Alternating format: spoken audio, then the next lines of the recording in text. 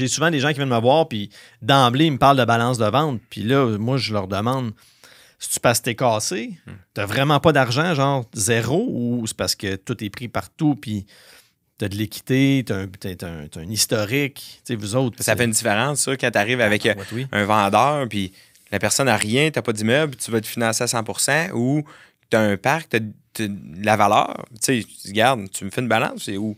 Mets-moi le même pas sur l'immeuble, ou fais-moi un prêt sur d'autres choses. Ça y donne. Ça peut rassurer le vendeur. Regarde, il y a de l'argent, c'est pas que tu peux pas, tu expliques la situation. Exact. Mais au moins, tu as quelque chose, tu as une valeur, tu as monté un parc, il faut que tu as bâti quelque chose aussi. Là.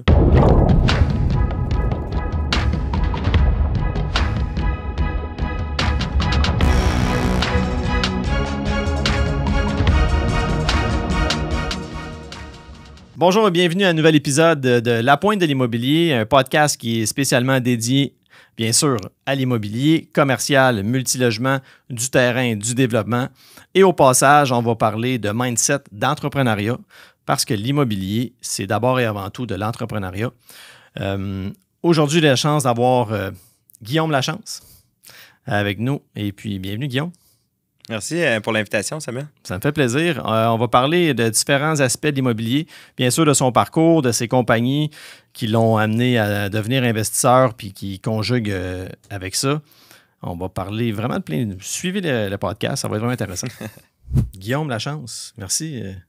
J'ai la chance de t'avoir avec moi. Oui, un petit détour un matin. Oui, c'est ça. Tu viens quand même de Québec. Oui. Yes, bien, merci d'être là. C'est vraiment, vraiment apprécié. Merci de l'invitation. Nous autres, on s'est rencontrés à l'AMREX. On a fait la meute ensemble. J'ai découvert vraiment quelqu'un de génial. Et puis, j'ai découvert aussi un petit peu qu'est-ce que tu faisais. Donc, toi, tu es président, en fait, CEO MGM Construction, Yes. MGM Électrique, donc électricien de formation. Tu peux peut-être prendre 2 secondes pour nous présenter t'es qui un peu. Dans le fond, Guillaume, j'ai 30 ans, vacciné. C'est une blague que je fais. On a 5 enfants. Dans le fond, moi, ma conjointe, Okay. au travers de ça, on a commencé, je suis électricien de métier. On a commencé notre compagnie de construction, entrepreneur général, entrepreneur électricien. MGM Construction, MGM Électrique, là, c'est la même compagnie. Mais on se spécialise vraiment plus en électricité. Moi, en électricité, on fait conversion de chauffage, rénovation de logement. On est vraiment axé sur l'immobilier. Puis c'est là que ça vient intéressant. Tu sais, ça vient tout intégrer avec nos compagnies, dans le fond, d'acquisition et de détention d'immeubles. Puis MGM Construction, je fais la partie générale vraiment à plus pour gérer mes projets, puis j'en fais pas pour d'autres. Fait que, tu sais, MGM Construction, il est là, c'est la base de la compagnie. L'électricité, on en fait at large. Mais sinon, partie générale, là, c'est vraiment pour mes projets. Puis L'électricité, là, tu as dit commercial et résidentiel? Ouais. OK. Principalement, là, pas vraiment d'institutionnel, vraiment plus là, résidentiel, commercial. Résidentiel au monsieur, madame, tout le monde, mais beaucoup dans l'immobilier. Là. Les rénovations, le locaux commerciaux, des aménagements, comme je dis, des conversions de chauffage. On touche vraiment.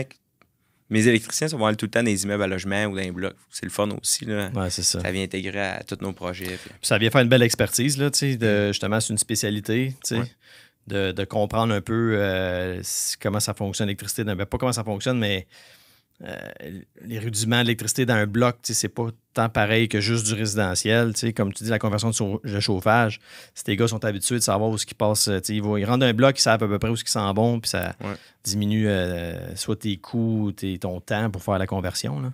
Eux aussi, c'est ça. À un moment donné, ils prennent l'expérience à travailler comme ça. On trouve des trucs pour passer plus vite, sauver du temps, sauver des coûts. Autant pour mes projets que tous mes clients aussi. Là, on essaie d'être le plus efficace possible. Puis, tu sais, à force d'en faire, on est étonné avec les gars. Même juste la relation avec les locataires, ça arrive souvent qu'on a des appels de service. Ben, les gars sont habitués, on donne les coordonnées, on s'entête. On essaie d'être le plus conciliant aussi avec les locataires. C'est pas toujours facile, là, on le sait. Non, on s'adapte le plus possible pour donner du service. OK. Puis tu fais-tu un peu, justement, tu parles de locataire, Ben, en fait, commence par me parler de ton parcours d'investisseur immobilier. Parce que ce que je comprends, c'est que tu as commencé en tant qu'entrepreneur électricien. Ouais. Puis j'imagine par la force des choses, ça t'a amené, comme tu l'expliquais un petit peu en début, vers l'investissement, vers les blocs, finalement. Puis là, j'imagine, c'est là que tu as voulu investir là-dedans. Ça a commencé où, toute cette histoire-là? Bien, dans le fond, ça a commencé vraiment, j'étais électricien de métier.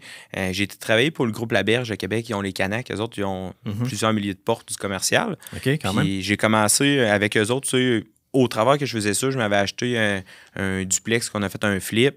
Après ça, ma blonde avait un chalet locatif depuis 2008. Puis là, avec les enfants, là, on avait 3 enfants à l'époque, puis elle a tombé enceinte. Là, maintenant, j'ai dit, il faut trouver une solution pour que tu n'aies pas une job 40 heures semaine, parce qu'on n'arrivera pas avec les 5 enfants.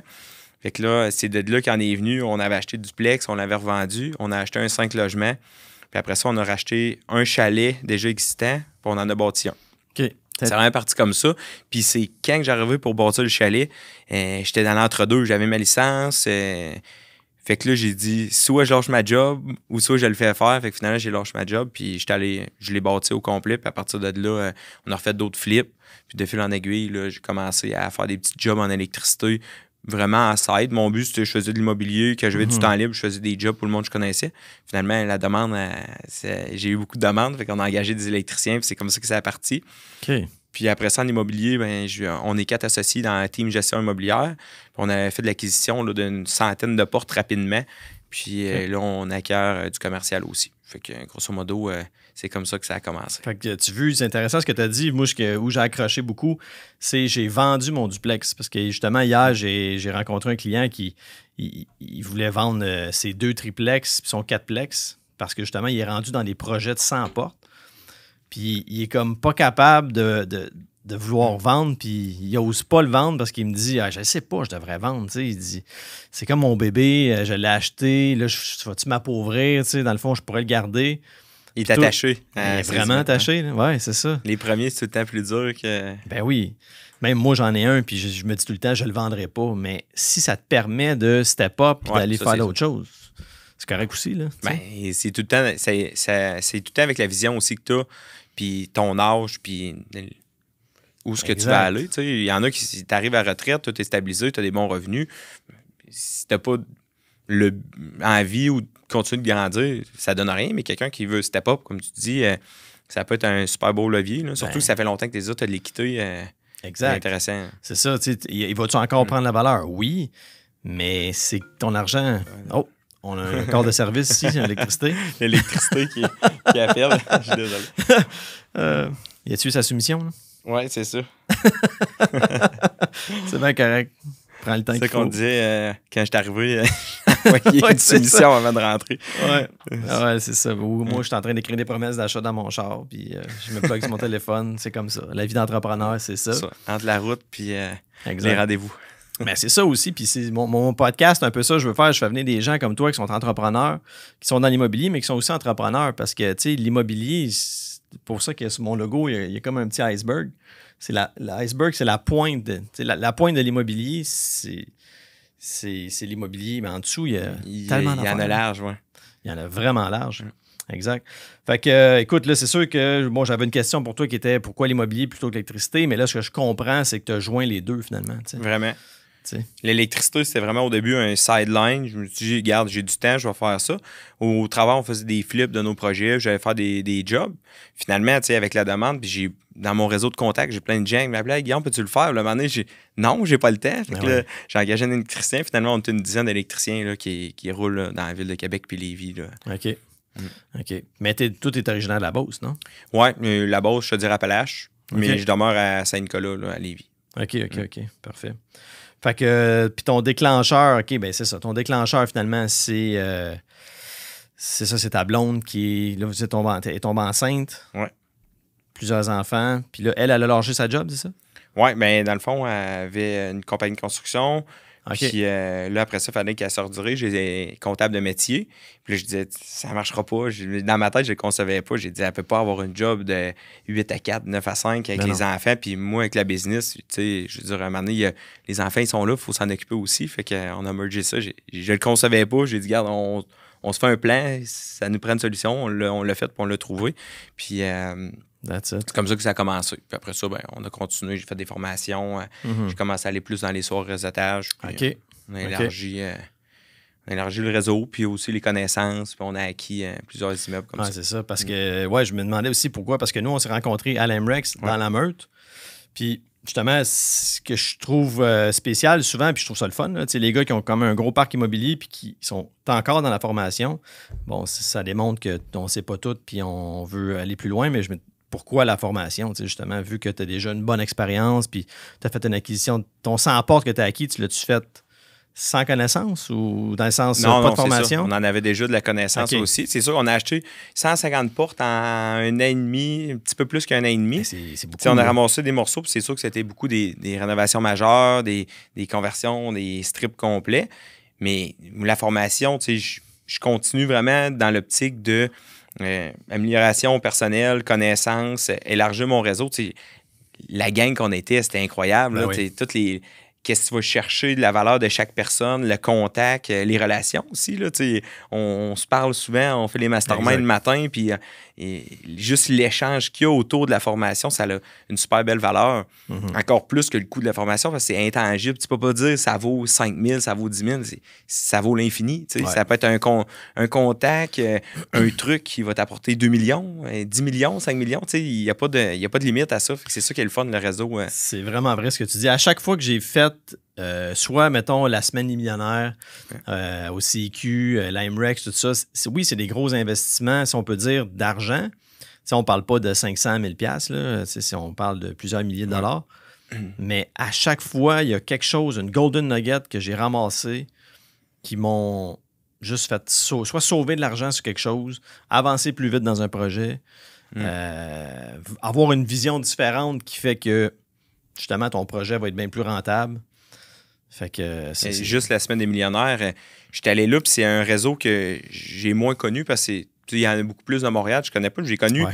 Je l'ai compté à peu près là, une centaine de personnes que je connaissais pas, que j'ai eu des discussions, puis on a jasé longtemps là, dans la semaine. Fait que c'est. Comme tu dis, ça a un coût, mais qu'est-ce que ça apporte après le réseau? Les questions des contacts dans tous les domaines, entourant l'immobilier, bien sûr, là, mais on est vraiment là, tout ce que ça amène de réseau, des prêteurs, des courtiers, des cas d'assurance, des entrepreneurs, c'est des avocats, des notaires. Oui, exact, des fiscalistes. Dans la fiscalité, il y a tellement d'affaires là, qui peut te faire sauver de l'argent ou c'est sûr. Des petits tweaks que le monde qu'on connaît pas parce qu'on n'est pas là-dedans dans le day-to-day. Là, puis, mon Dieu, j'ai perdu mon idée. Tu avais dit quelque chose par rapport à l'IMREX ou? Non, par rapport au club, qu'il y avait des centaines de personnes. Puis, en tout cas, j'ai perdu mon idée, ça va me revenir. Là. Mais c'est ça. Fait que la formation, c'est super important. Colin, j'aimerais ça m'en rappeler. Pas grave, ça va revenir. Oui, c'est ça, exact. Tu disais que j'avais rencontré une centaine de nouvelles personnes. On était quoi, 200, je pense, total? On est tout le temps 200 pas mal. J'en connaissais déjà une partie. Là. Je parle d'une centaine de nouvelles personnes. Là. Fait que, même c'est là, je pense que la première fois que je t'ai rencontré aussi avec Jessica. Oui, exact. Puis après ça, on s'est revu une bonne gang du club qui est à la meute. Là, oui, c'est ça. En fait, c'est là que ça s'est décidé. C'est de même que ça s'est passé. Là. Ben oui, c'est ça. Il y en a un qui a dit « Hey, tu viens-tu à la meute? » Puis là, je suis comme Finalement, j'avais dit, je me souviens plus que j'avais dit. Finalement, c'est ma blonde qui m'a emmené là. Puis honnêtement, oui, j'ai vraiment aimé ça. Puis une belle structure là, au niveau de la formation là, dans l'IMREX. C'est pas juste axé sur comment faire, c'est beaucoup la business autour. Autant, moi, en construction, que ça a pu m'aider, m'apporter qu'en immobilier. C'est pas vraiment juste axé sur comment acheter un bloc. Non, c'est ça. C'est ça qui est le fun.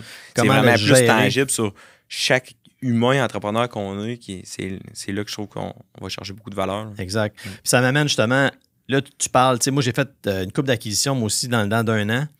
Puis je me suis rendu compte que ça prend beaucoup de structuration pour détenir des immeubles, tant au niveau de la gestion même de la paperasse du bloc que les locataires. Puis là, toi, tu me parles que tu as fait une acquisition dans un an et demi de 100 portes et plus.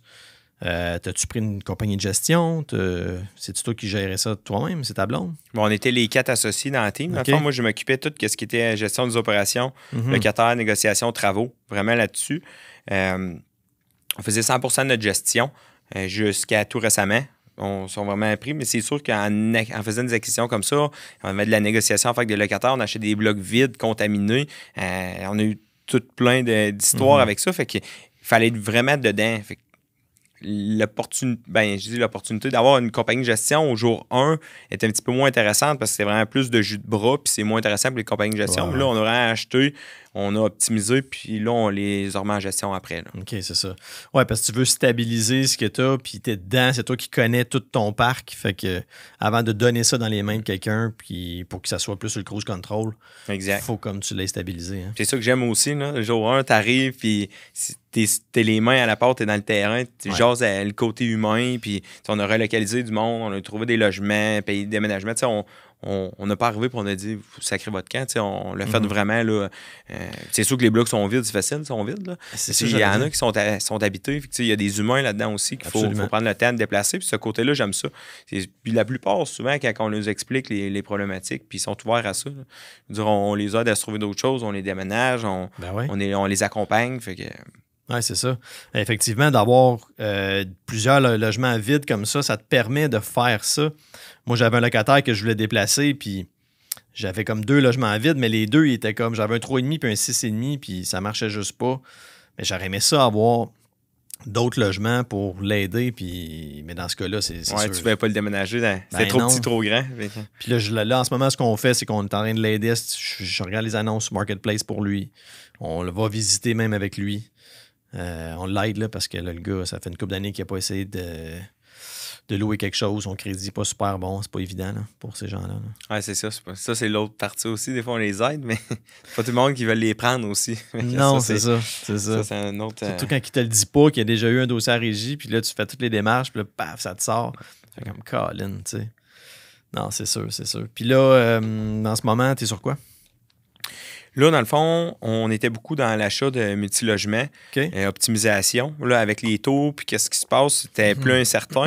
On a acquis beaucoup de terrain commercial, loué, vraiment dans l'optique de éventuellement démolir puis bâtir du multilogement dessus des endroits stratégiques comme ça. On est là-dessus, on est dans l'acquisition, renouvellement de baux, puis suite à l'achat. Fait qu'on est beaucoup plus... Moi, je suis plus axé sur le commercial en ce moment que le multi. On a fait une branche, on fait un autre petit bout, puis ça va se rattacher au multi éventuellement. C'est ça, là, parce que là, ce que tu me dis, c'est que tu parles de densification, dans le fond. Oui, exact. Tu as des zones commerciales que tu vas peut-être pouvoir, monter en hauteur dessus. Puis on a des gros morceaux quand même là, qui rentrent sur les terrains. C'est encourageant pour ce qui s'en vient dans le marché actuellement. On parle de crise de logement beaucoup. Ouais. Il y a beaucoup de gens d'immigration qui rentrent tout le temps. Je pense qu'on est comme dans une époque comme ça. Là. On est dans une espèce de petit boom immobilier de construction. Là. Puis, le monde dit que les coûts sont chers, mais il y a tellement de demandes de logements dans l'usager. Nos blocs, il y en a qu'on n'a même pas le temps de rénover puis sont déjà reloués.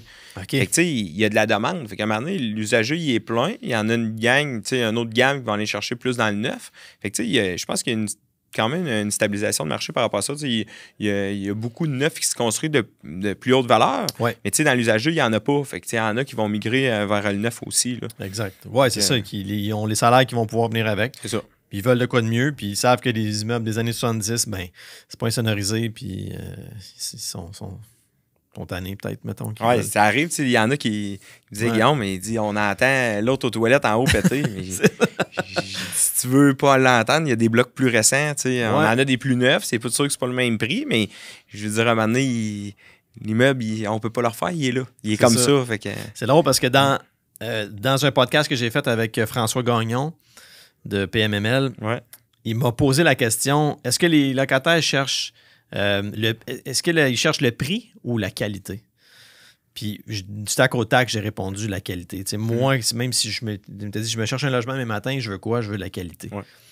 Puis là, il disait, c'est drôle, il dit, on n'entend pas parler dans les journaux de ça. Hein? Puis, c'est vrai qu'il y a une espèce de côté pro-locataire que les prix sont chers, mais... Il y a un marché pour ça. C'est ça. Tu sais, les maisons, on dit les prix ont gonflé, les taux sont hauts, mais il y en a beaucoup qui disent à court terme, ils attendent, puis ils se reprennent des loyers, mais des loyers de 2000, 2500, puis ils sont capables de le payer en masse. Je veux dire, puis ils ont le service qui vient avec aussi. Exact. Tu sais, il y en a que les projets à ça, des projets intégrés, et tu as tout dans la bâtisse. C'est tout juste si tu n'as pas ta job qui est là aussi. Oui, c'est ça. Tu sais, ça devient intéressant aussi. Tu as même des espaces pour du coworking dans la bâtisse. Tu peux travailler 3 jours semaine. Si tu es en bas, tu fais comme si tu n'étais pas chez vous. Tu travailles. Sérieusement, là, ces environnements-là, je trouve qu'on est dans, justement, on parlait d'époque un peu tantôt, mais c'est ça, là. Il faut revoir un peu l'environnement C'est un mix du télétravail, ça aussi. Tu sais. Ouais. Tu descends en bas, t'es pas loin, t'es capable de retourner dîner chez vous, puis tu sors au moins de ton habitat. Là. Ça fait du bien aussi de sortir de la maison. Hein. Ici, c'est Montmorency, je sais pas, je me rappelle plus du nom exact. Puis c'est ça, c'est qu'au centre, ils ont fait 24 restaurants. Il y a comme un espace parc en plein milieu. Okay. C'est 700 unités. Puis ils ont fait 24 ou 30 quelques restaurants. Il y a le gym, il y a une piscine, il y a le spa. My God, là, il y a des services. Fait que tu pourrais rester là puis ne pas sortir. Là. Quelqu'un qui travaille en télétravail, il descend manger, il remonte, il va au spa, il va au gym. Ben oui. Puis t'as le métro en plus. Là. Fait que là, tu pars, tu t'en vas au métro, paf, tu t'en vas, tu fais tous tes déplacements, pas d'auto. Tu sais, mettons, là. C'est ça, on le voit un peu plus dans, je pense, qu'on est de Montréal autour. Les gens, ils ont moins de véhicules que nous à Québec. Là. Oui, exact. Ben là, c'est sûr. Comme là. ça, Mais je vais peut-être un petit peu non éduqué là-dessus, cette question-là, mais y a-tu un métro à Québec? Non. Il y a l'histoire du tramway qui veut le faire. Ah oui, c'est ça. On ne sait pas encore c'est quoi. OK, je sais pas trop ce qui se passe à Québec. J'y vais de temps en temps. Je connais pas autant à Québec. La seule chose qu'on sait, c'est tout le temps 100 millions plus cher. Okay. On ne sait pas pourquoi. Ben, je sais pas. Peut-être parce que l'hiver est là plus longtemps, je sais pas. Good. Fait que... donc, écoute, ça serait quoi pour toi l'outil essentiel pour un investisseur immobilier à avoir dans son coffre d'outils d'investisseur, que ce soit... la question s'adresse peut-être à quelqu'un qui veut commencer, mettons, là, ou même pas, dans le fond. Je sais pas si tu as cette réponse-là. Moi, je dirais peut-être un mentor. OK. Tu sais, quelqu'un qui n'a pas de connaissances, quelqu'un qui... De se rattacher à quelqu'un qui a déjà tapé la trail en avant, peut donner ses conseils, même si c'est pas la même génération, que le marché a changé. Mais des personnes, moi, je me rattache beaucoup avec des gens qui ont des connaissances, qui ont fait des choses différentes de moi, mais qui, des fois, c'est des nouvelles façons de financer qu'on va chercher, des nouvelles négociations, des trucs que tu penses en dehors de la boîte. Puis je pense d'avoir un mentor, c'est un outil qui est essentiel aussi. Là. Quelqu'un qui commence, même quelqu'un qui est avancé, parce que des fois, tu as des questions, tu as des stress ou juste avec l'argent, des fois, c'est des gros montants qu'on fait des transactions avec des gros montants, mais d'avoir quelqu'un qui dit regarde, tu pourrais y aller comme ça ou d'avoir des conseils aussi. C'est bon ce que tu dis, un mentor. Puis c'est drôle, le matin, j'écoutais un podcast, Journal d'un entrepreneur. Ouais. Puis il y a un épisode, tu connais? Oui. OK. Puis là, il y a un épisode qui disait, dans le fond, mettons que tu veux faire $1 million par année, il dit, tu peux pas demander conseil à quelqu'un qui gagne 65 000 par année. T'sais, non, il n'a jamais fait $1 million par année. Fait que comment tu veux qu'il te conseille? Puis j'ai trouvé ça vraiment bon. C'était, en fait, le podcast, c'est ça, c'était je pense que c'est les 5 conseils à ne pas faire là, pour pas devenir millionnaire. Non, c'est sûr. T'es bien mieux de te rapprocher de quelqu'un qui en a fait 50 ou 100 millions pour en faire un que quelqu'un qui en a fait 60 000, il peut pas te dire comment faire le million, sinon il l'aurait fait. Hein. Ben oui, exactement. Fait que tu veux avoir 100 portes. Ben là, je vais te poser la question, comment tu fais pour avoir 100 portes, tu sais? Ouais. Puis c'est drôle, je la pose direct là, la question. On peut pas avoir 100 comment portes. tu fais pour avoir 100 portes? Je sais pas, de la créativité. Beaucoup de créativité. On a des balances de vente, des partenaires. OK. Puis beaucoup d'optimisation qu'on a faites. Des conversions de chauffage, des rénovations majeures, des contaminations. Créer de la valeur. Oui, c'est ça, exactement. Faut que tu crées de la valeur pour créer de l'équité. Puis créer de l'équité t'amène le pouvoir d'achat pour d'autres choses. On était d'une fenêtre aussi que les taux étaient bas. Ouais. Fait que, la valeur, elle s'est créée rapidement. Avec les optimisations qu'on faisait, c'était vraiment des gros montants qu'on allait chercher. Plus qu'on refait la même chose aujourd'hui, ça irait moins vite, c'est sûr. Ça marcherait quand même, mais ça irait moins rapidement. C'est ça. Mais ne vous méprenez pas, pour ceux qui écoutent. Il a dit les taux étaient bas, mais les taux sont hauts, puis il y a encore des opportunités. Oui, c'est sûr. Il y en a tout le temps. Ouais. Encore, on en a acheté là, récemment. Puis... Wow, t'as acheté avec taux d'intérêt à 6 mon Dieu. 8,25. 8,25. C'est ça. Oui, c'est vrai, au commercial, c'est ça. 6 c'était une aubaine. Oui, à 6 j'en prendrais plein. Ben oui, c'est ça, exact. Au commercial, non, c'est sûr. Il y a des prêteurs alternatifs actuellement dans le marché qui sont super sharp. Je les utilise. Mais il y a même des prêteurs comme BMO qui font... c'est vrai, il ne fallait pas que je dise des... On n'a pas entendu. C'est ça. Non, mais je ne voulais pas dire de prêteur, mais ça reste que c'est un bon prêteur actuellement. Ouais. Puis il est quand même assez flexible. Puis il y a des belles opportunités pour ceux qui ont déjà des actifs puis des bons bilans. Puis il est capable de faire des belles choses là, en ce moment. Là. Dans le multi, là. Dans le commercial, je peux pas dire. Hein. Oui, c'est ça. Ça dépend tout le temps. Ils ont chacun leur créneau puis C'est leur moment de l'année aussi. Là.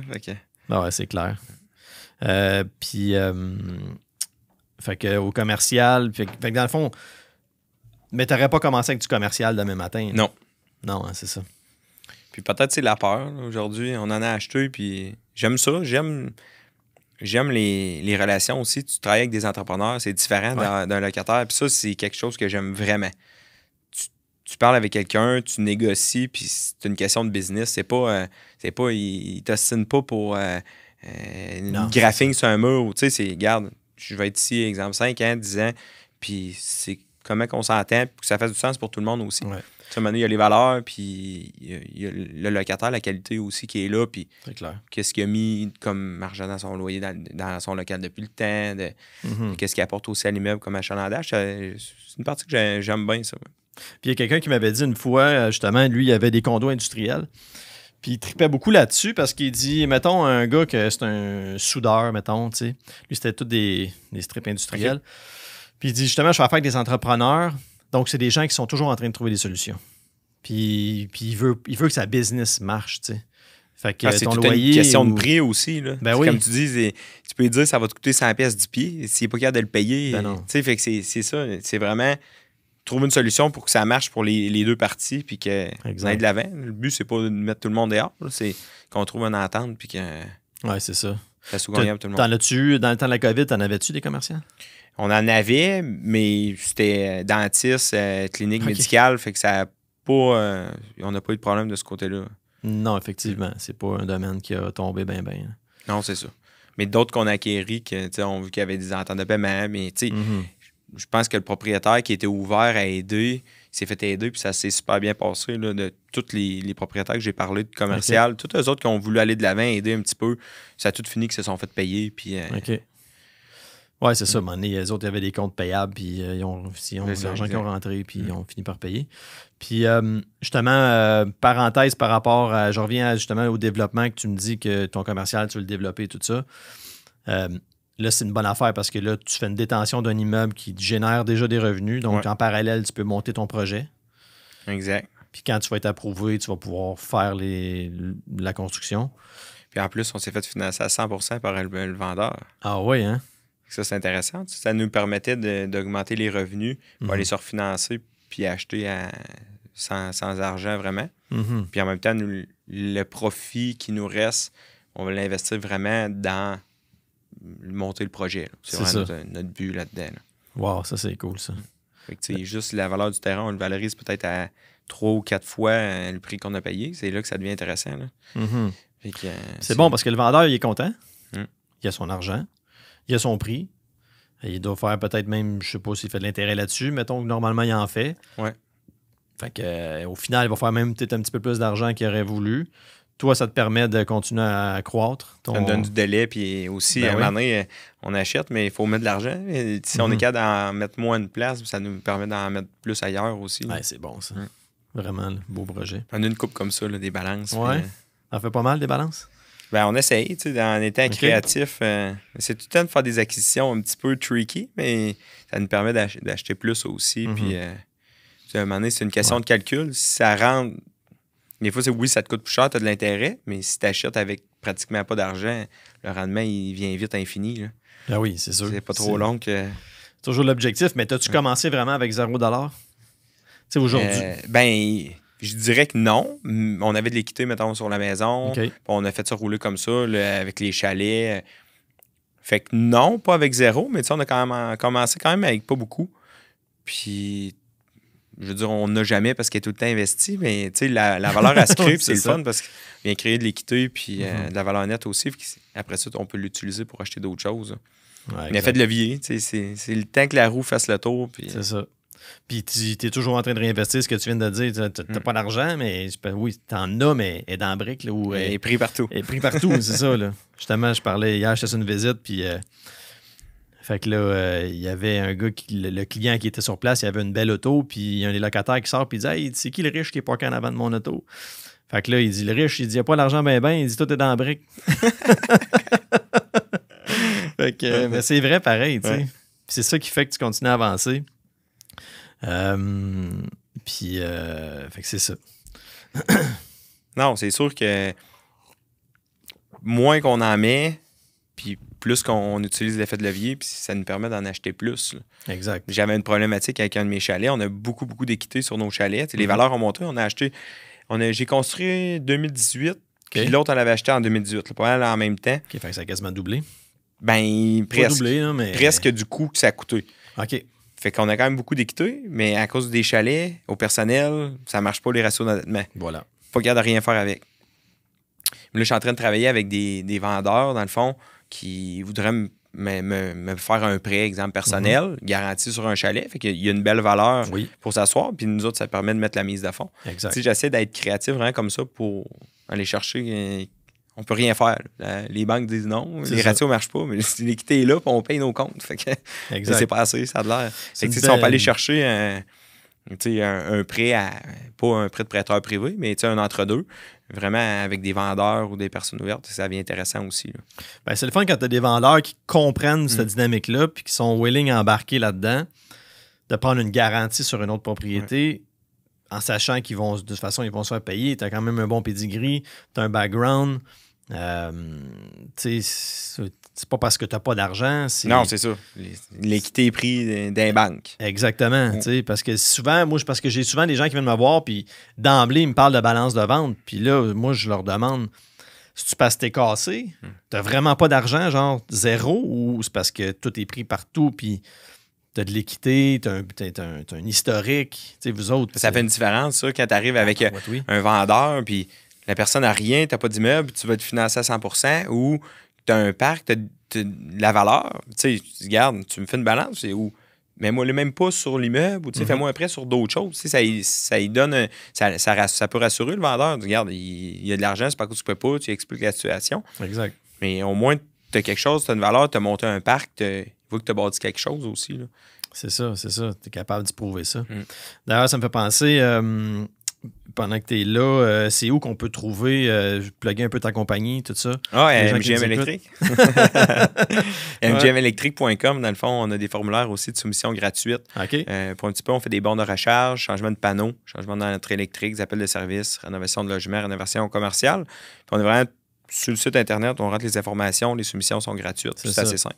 MGMélectrique.com, c'est pas compliqué à trouver non plus. Non, exact. Puis, il peut même envoyer ça de son char dans le parking, les soumissions. Il finalise, puis il te les envoie. C'est ça, exact. Avant de venir sur mon podcast. Ben oui, c'est ça. Ah, c'est cool.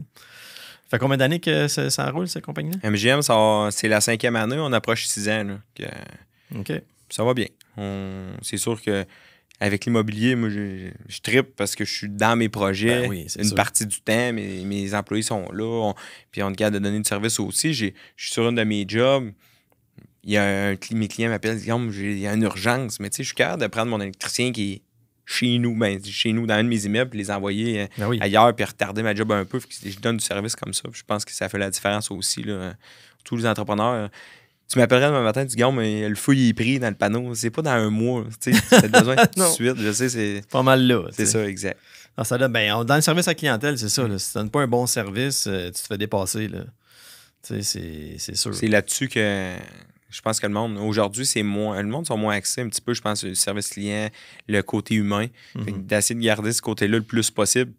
C'est rendu tout automatique. Tu rentres sur Internet et nous autres, les demandes de soumission, ils rentrent, sont quasiment prémontés avec la soumission. On n'a jamais parlé au client.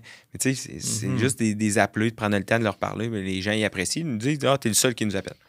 Ou t'es le seul qui nous a appelés. On a eu des prix, mais tu sais, des fois, ils me disent, t'es pas le moins cher, mais j'aime bien comment tu me présentes ça. Je vais y aller avec toi. Ouais, ça, c'est bon, ça. Peut-être que l'autre, il n'avait pas inclus dans la même affaire, mais il n'a pas parlé. Fait que c'est dur de... Dans notre offre de service aussi, nous autres, chez PMML, c'est souvent ça. On est très, très bien organisé. On a des bons rapports, tout ça. Puis quand on présente un immeuble, les gens sont comme OK, je vois pas pourquoi j'irai ailleurs. Là. C'est clair que c'est votre domaine. Ah non, c'est sûr. Puis ça fait la différence avec autant les entrepreneurs, les courtiers hypothécaires, courtiers immobiliers. Le but, c'est que ça aille vite, que ça soit simple, puis qu'il y ait de la réponse. C'est ça. Parce que souvent, Il y a beaucoup, le domaine immobilier rattaché à ça, il y a beaucoup d'entrepreneurs qui ont des business puis qui ils font l'immobilier un peu en side. Ils veulent monter un patrimoine, ils veulent leur retraite. Fait que, tu sais, il y a beaucoup de gens là-dedans qui n'ont pas énormément de temps. Ouais. Puis ils veulent que ça marche, puis que ça soit simple. Fait que j'ai juste gardé ça en train. Je pense que c'est important de bien s'entourer, là. Je pense qu'à un moment donné, si tu veux, tu peux pas tout faire. Non, ça, c'est sûr. Tu sais, je dis, t'as combien d'employés, tu disais? Une dizaine, là, on est une dizaine d'électriciens, plus les gens de bureau. On avait des personnes de service dans les immeubles, les gestionnaires. Fait que ça fait qu'on est une gang autour de ça. Là, plus tes portes. À un moment donné, c'est pas toi qui es au bout du fil puis qui répond à tout le monde tout le temps. Là. Non, ça marche pas. Il y a des périodes, on se dépanne avec les vacances. Puis à un moment donné, ben non, je suis juste pas capable. Exact. Après ça, je réponds plus nulle part. Fait que là, le monde dit tu réponds pas au téléphone. Il fait juste sonner. Fait que, c'est un bon problème. Ouais. Non, c'est pas. Non, mais je veux dire, la business rentre. Ça dépend. Non, c'est ça. Ouais, c'est ça. Si c'est juste des locataires que t'appelles parce que le siège de la toilette sont lousses. Non, c'est ça. Mais tu sais, je veux dire, le téléphone, c'est un problème d'entrepreneur, ça, je pense. Ouais, ça, c'est sûr. Si j'ai dit chaise de toilette louche parce que le dernier call que j'ai eu, c'était ça. Il était lousse. C'était ça, il était débarqué complètement. Fait que, mais ça, tu vois, dans les immeubles commerciaux, on n'a pas ça.